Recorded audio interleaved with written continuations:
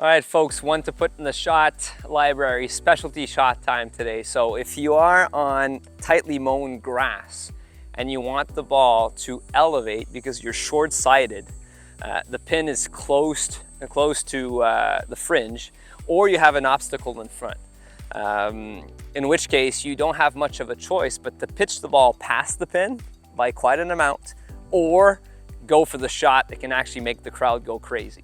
So specialty shots, a little more difficult as far as the skill set that you need, but this shot I think can be graduated from. So you want to practice its pieces first, try to blend the ingredients together to get the flight that you want. From there, kind of test it with a little bit of a thrill, so when it counts.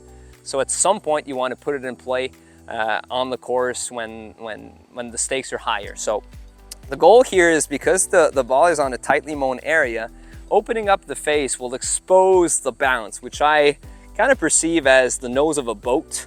And you don't want that to be too high off the ground when the ball is sitting down on a tight lie. So we're gonna keep the club face somewhat square, just a little bit of an open face. Well, that's number one. Loft is the angle at which the club is pointing up in relationship to the ground. So obviously if I rotate the face open, and as I just mentioned, I'm increasing the bounce, which I don't want to do too much. So moderately open face. But there's a way to cheat loft. And if I lower the handle this way towards the ground without opening the face laterally, it does give me a few more degrees of loft.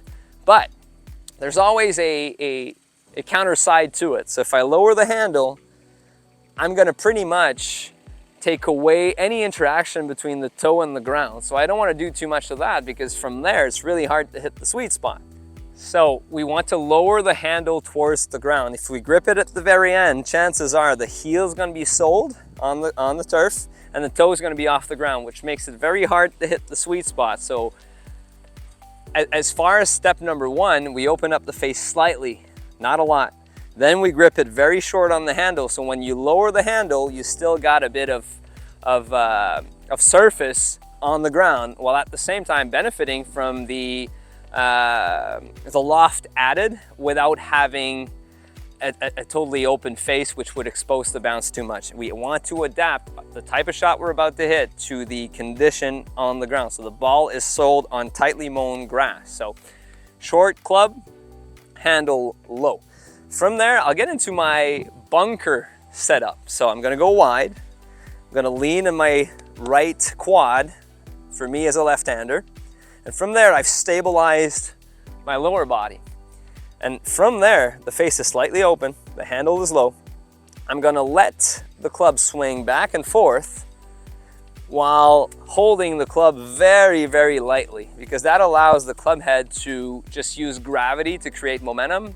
And remember, we're not that far away from the flag. We want elevation, but we don't want too much energy delivered to the ball.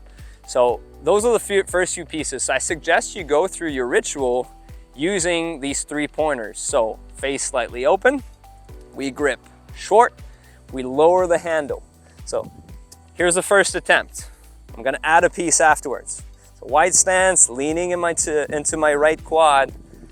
A few practice swings, very steady arms and hands, very relaxed, using gravity as my friend, and landing the club right behind the ball. Not too close to it. I can actually afford to hit a little bit of the ground first. And that way the ball lifts really, really quickly and lands softly.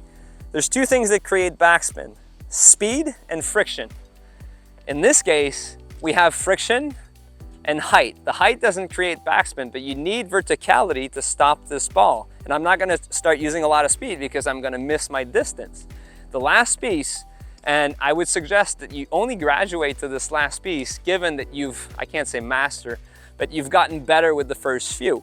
It is to finish your swing with little arms, like alligator arms, and that will help you generate even more height initially once the ball comes off the face. So from the face on view, same pieces, we keep the same ingredients. I'm stabilized in my lead leg. I swing with my arms and hands.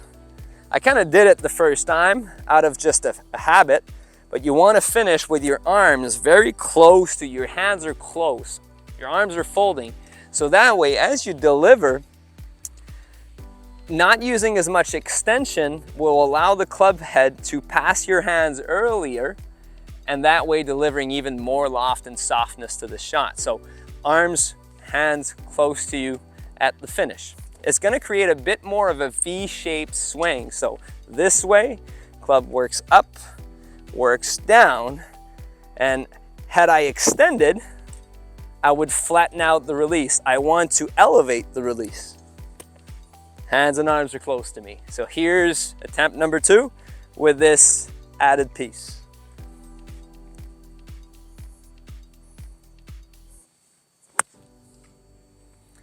And this ball, compared to the first, went even higher.